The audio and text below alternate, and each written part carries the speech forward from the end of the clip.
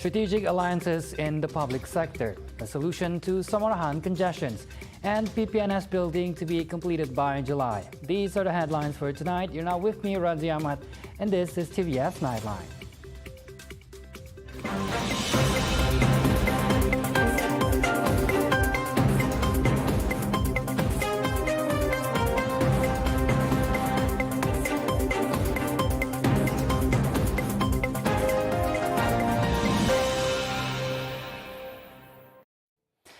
Cooperation between the state and federal public service can only lead to better efficiency and effectiveness. Thereby, the public service plays a crucial role in the managing of the nation's resources. The Public Service Commission SPA Chairman Tan Sri Zainal Rahim Seman has proposed to Sarawak Premier Datuk Petinggi Abang Johari Tun Openg on greater collaboration with its counterpart in Sarawak. Di antaranya projek-projek jalan raya, projek-projek pembangunan, projek disempadan yang ketika ini Nusantara sedang bergiat maju, dan harapan Premier juga ini merupakan peluang untuk Sarawak juga meneroka bidang-bidang yang berkaitan dengan trade dan sebagainya di sempadan. He said this after paying a courtesy call to the Premier on Monday.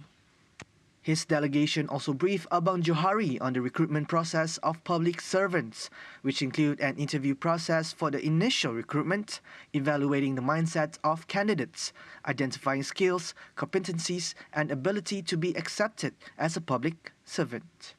He stressed that SPA selects only the best candidates for the job, following the Premier request for the recruitment process to be improved. Premier juga memberikan pandangan dalam kita melantik juga pegawai awam ini, kita melantik mereka yang terbaik, terutama kalau ada mereka yang mempunyai kelulusan daripada beberapa universiti yang ternama, harus dijemput, harus diberi peluang untuk memasuki sektor. Zainal also said the call was also to gather feedback to strengthen the public service sector. The upgrading project worth 180 million ringgit at Route 8101 Jalan Datuk Muhammad Musa Road is expected to be completed in September. Now, according to the Deputy Premier Sarawak, Datuk Amar Douglas Uga Ambas, the project will reduce the road congestion from Kota Samarahan to Kota Sentosa. We've been briefed. The progress is satisfactory, ahead of schedule, and we'd like to thank the contractor for doing a good job during a difficult time. That's why today I'm coming here. At least I'm visiting a well-planned and well-done work on time, on schedule, so that I won't just visit a sick project. And we hope to be completed by September 2023. This will help the traffic flow within this area. He said this to reporters after visiting the route 8101 Jalan Datuk Muhammad Musa on Monday. The said upgrading of roads to 4 lanes was timely to reduce traffic congestion, especially during peak hours. The Sarawak State Farmers Organisation PPNS building project is expected to reach completion come July. Sarawak Deputy Premier Datuk Amar Douglas Uga Ambas said the project, estimated at a cost of 15 million ringgit, is now 62% complete. The progress doing satisfactorily, and then we have discussed with the contractor, with the consultant, and to get JKR, which is the supervising officer, to work out, find out how to ensure that this project will be completed on time. So far it's okay, tapi dalam Januari, Februari ini memang ada masalah kengkangan because of the weather. One of their main problem is to ensure the roofing system dapat disiapkan. Tapi apabila hari hujan, they will be limited, and that slow down the progress. Although the project was delayed last month due to weather conditions, Uga is optimistic the project will be completed on schedule. At the same time, he urged all contractors to take full responsibility on the project at all costs. Actually, it's very sad for us whenever we terminate the project. Yeah. Because We hope that whoever take up the project will complete the project and make money out of the project. Tetapi kalau dia gagal, then there'll be a lot of impact, including suspension of the license and so on and so forth. That's why I appeal to all the contractors, please try your very best and discuss with us apabila menghadapi apa-apa masalah. We also understand sometimes there are circumstances like here because of the rain, jadi bumbung tak dapat dipasang. So we are also sympathetic to everyone. He said this when met at the Sarawak State Farmers Organisation PPNS building project here at Kota Samarahan on Monday.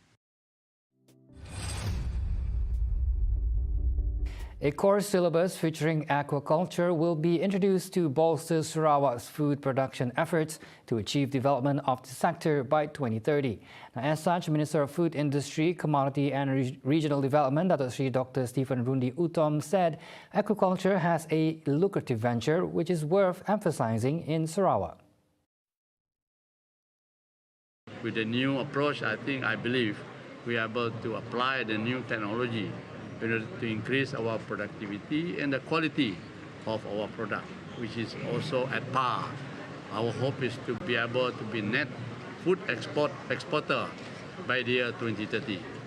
He commented that the ministry had introduced an aquaculture industrial zone, ZIA, in Rambongan and Batang Ai, set to focus on production and export of prawn supply globally, in which he hopes that the allocation from budget 2023 for the agriculture sector can realize these visions. Saya berharap dengan pertambahan peruntukan, kita akan diagihkan peruntukan yang setimpa dengan keperluan yang kita mahu untuk mempertingkatkan supaya food security di sini terjamin dan juga kita dapat mencapai hasil our ambition to make sure that by the year 2030, post-COVID development strategy, kita akan menjadi net food exporter by the year 2030. He said this when met at the Sarawak Agriculture Institute, IPS, 17th Convocation Ceremony held at Semenggok on Monday, in which a total of 91 graduates from the 2021 and 2022 session completed the two-year training course, with 100% students achieving a cumulative grade point average of 3.0 and above. Out of the total, 29% achieve a CGPA of 3.5 and above. Sarawak is now exploring potential collaborations with international telecommunication industry players. The Minister of Utility and Telecommunication, Dato' Julaihi Narawi, said the potential collaborations are being explored through the Mobile World Congress 2023 MWC23 taking place in Barcelona, Spain, beginning February 27th to March 2nd. Julaihi, who led a delegation to the Congress in Spain, said MWC 23 is the largest and most influential event for the connectivity and mobile communication sector, where professionals and industrial players across verticals related to connectivity, digital innovation, and technology meet. Julaihi pointed that among the international industry players present at the luncheon were officials from ZTE Corporations, Bicell Technologies, SES Satellites, Whale Cloud, Arison, Airspan Networks, and Huawei Technologies. Deputy Ministers Datuk Liwan Lagang and Datuk Dr. Abdul Rahman Junaidi, the Ministry's Permanent Secretary Jafri Lias, and SDEC's Chief Executive Officer Sudarnoto Osman were among those in Julaihi's delegations. Meanwhile, Julaihi also invited the professionals and industry experts present to the World Congress on Innovation and Technology, WCIT 2023, that will be held in Sarawak on October 4th and 6th. The Congress, organized by the Sarawak Digital Economy Corporation, is expected to gather world leaders, policymakers, academic members, and digital communities from science, technology, and humanities to meet and discuss challenges and approaches related to the digital era in the Borneo region.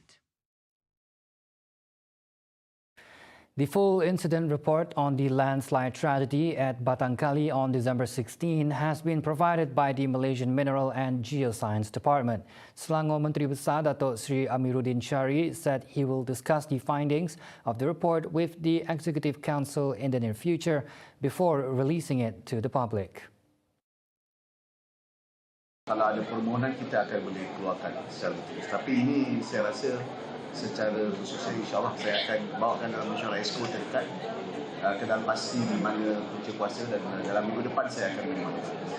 Amiruddin said this in a press conference after attending the launch of the People's Income Initiative in Ampang on Sunday. On Saturday, February 25th, the media reported that family members of victims had urged the government to immediately reveal the results of the investigation into the incident. They also want the government to establish a royal commission of inquiry over the tragedy that claimed the lives of 31 victims, including 13 children. In the December 16 tragedy, 10 rescue agencies were involved in a search and rescue operation that lasted 9 days, finally concluding on December 24.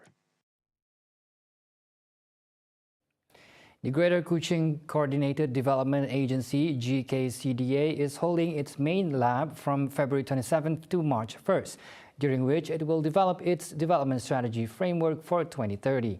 The framework is in line with the post-COVID-19 development strategy PCDS 2030, which aims to achieve a developed and high-income economy for Sarawak by 2030. The main lab, which starts today till Wednesday, 1st of March, is for us to come up with GKCDA development strategy framework towards 2030, in line with the state post-COVID development strategy PCDS 2030, where Sarawak aspire to achieve a developed and high-income economy. We will be guided by Mr. Peter Jibai and his team from Smart Management Development Consultancy. Saga, whose tech speech was read by the Food Industry, Commodity and Regional Development Deputy Minister Martin Bend, said prior to the main lab, several mini-labs were organized to engage with grassroots communities and stakeholders. The purpose of the mini-lab was to engage with grassroots communities, KNKK, NGOs and relevant stakeholders, government and private, from various socio-economic sectors to address the development gap in the respective At the same time, he further revealed an allocation worth 1.5 billion ringgit has been set aside for the agency from the state government and is targeting development sectors, namely utility and telecommunication, agriculture development, economic development, and social development. Coming up right after the break, intellectual discourse in response to Islamophobia and coffee and cakes with reptiles and snakes. Right here on TVS Nightline. Stay tuned.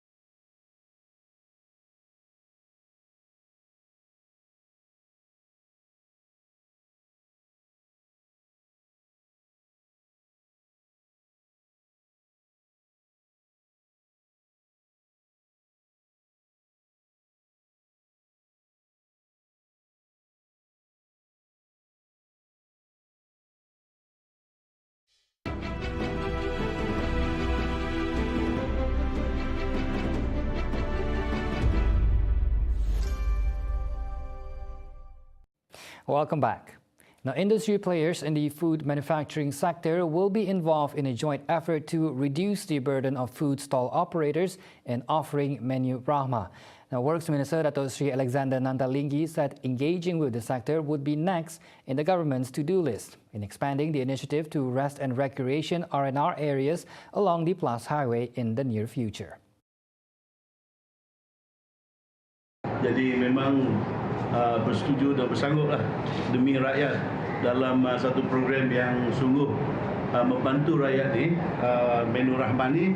Sebab itu pada 23 bulan sejak 23 bulan Februari lalu kita dah umumkan Menu Rahman ini disediakan di R&R di Plus Highway. Jadi seluruh wilayah lah. Jadi sekarang dari Plus saja ada hampir 100 gerai. Ya, 101 gerai mengambil bahagian dalam menyediakan Menu Ramah ini. Dan kita semua faham lah, kita tahu R&R ini sangat popular lah tempatnya, di mana orang singgah dan sebagainya. Dan tadi pun kita melihat ramai yang mengunjung yang berhenti di sini untuk makan dan sebagainya. Jadi inilah adalah boleh dikatakan it's a collective responsibility, a whole of government approach. Jadi kita terima kasihlah kepada Kementerian Perdagangan Dalam Negeri kerana menyediakan suatu program yang sungguh-sungguh baik dalam ketika kita berdepan dengan bebanan sara hidup kita yang agak tinggi. Nanta said this when launching the implementation of Ramah Menu Initiative at Dengkil Rest and Service R&R area on Monday. Menu Ramah is a voluntary program launched by the Domestic Trade and Cost of Living Ministry, KPDN, to offer meals at RM5 and below.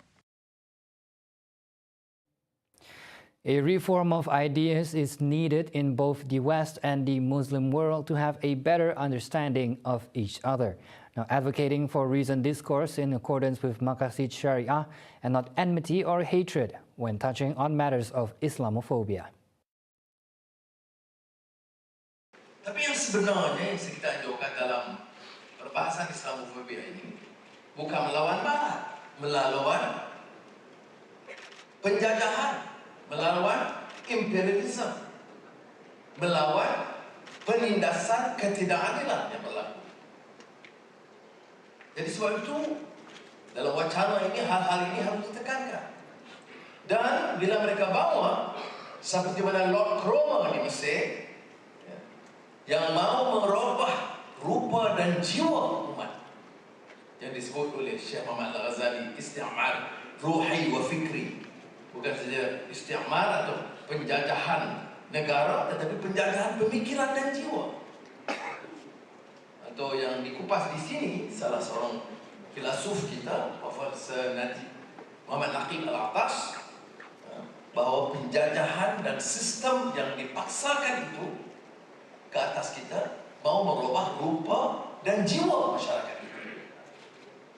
Anwar also expressed hope that Malaysia could organize a conference in the future that involve experts that represent Islam and other religions that exist in Malaysia as well as the West to have better understanding of the issue through such forum. He said this in his keynote address at the International Forum on Islamophobia. Masalah sekarang ini masalah kefahaman. Jadi sepatutnya kalau kita faham, saya yakin kalau dia faham Islam dari sumber Islam, dia tak akan panggil Islam itu semuanya bawa pada perpecahan dan bawa pada pahaman terlampau dan juga keganasan.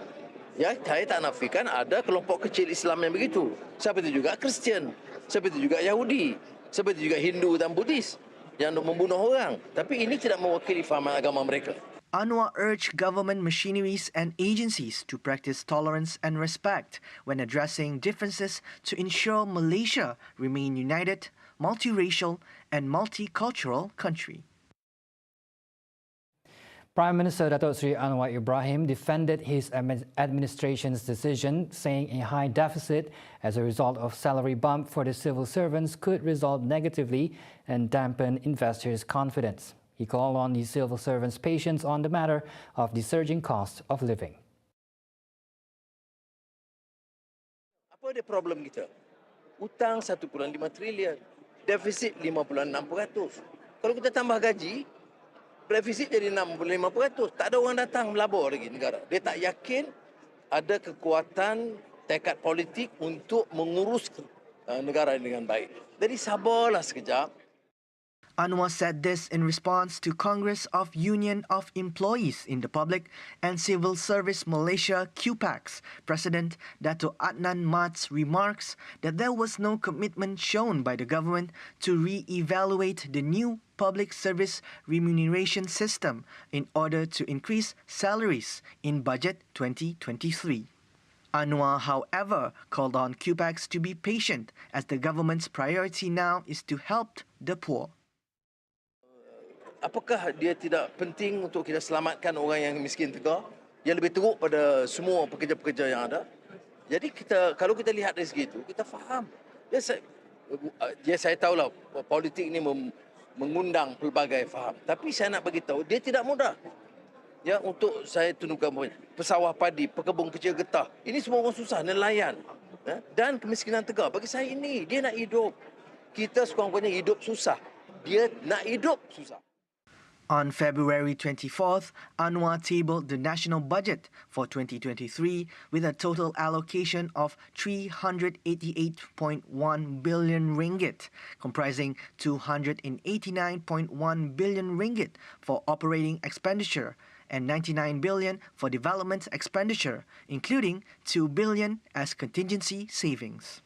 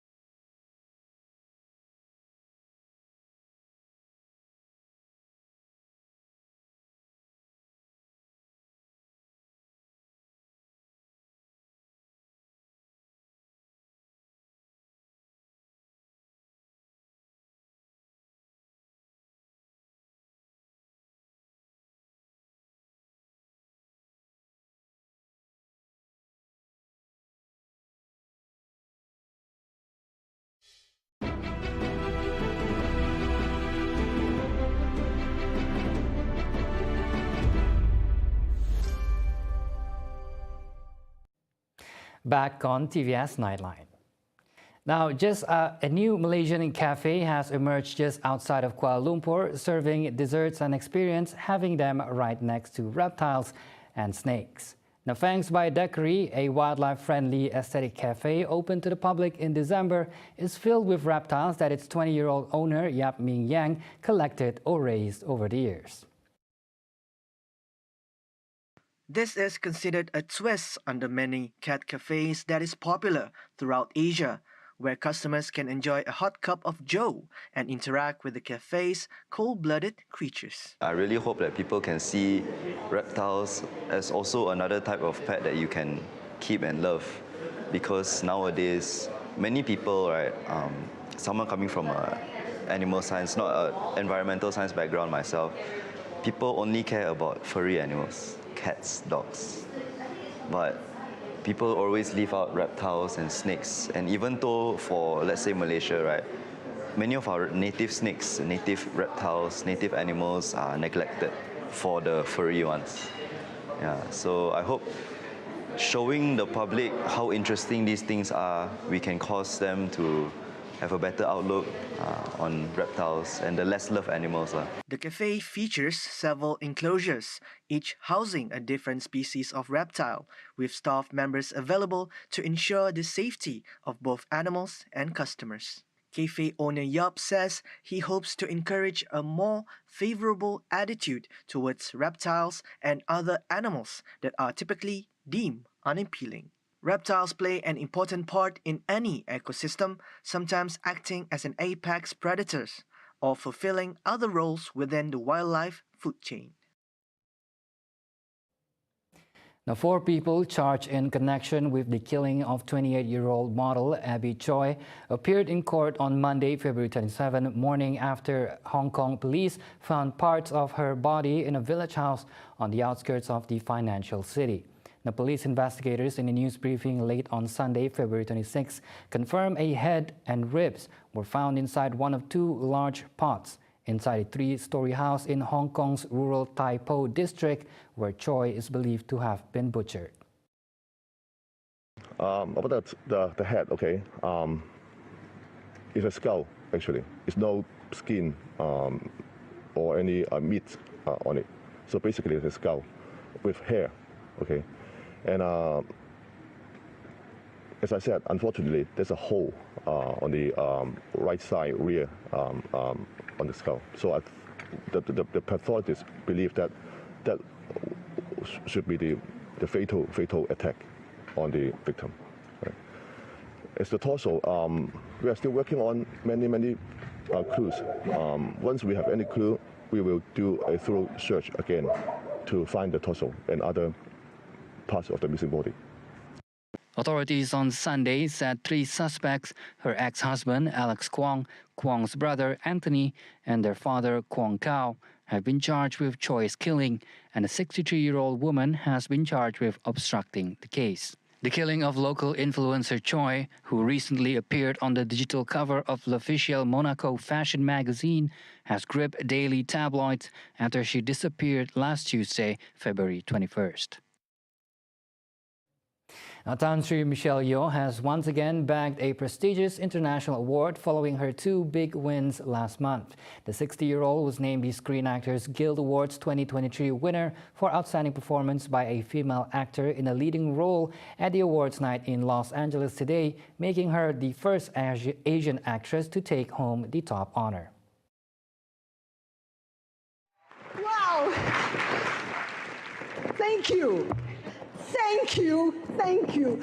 This is not just for me, this is for every little girl that looks like me. Sally Field, you said all the right things because we're here because we love what we do. And we will never stop doing this because we really love it. But thank you for giving me a seat at the table because so many of us need this. We want to be seen, we want to be heard. And tonight, you have shown us that it is possible. And I am grateful, and my mom will be eternally grateful to you. She picked up the award for her role in Everything Everywhere All at Once. This is her 3rd win this year after winning Best Actress awards at the National Board Review Awards and the Golden Globes. The other nominees for the category were Cate Blanchett for Tar, Viola Davis for The Woman King, Ana de Armas for Blonde. And that's all the time we have for TVS Nightline. I'm Razi Ahmad. Thank you for watching.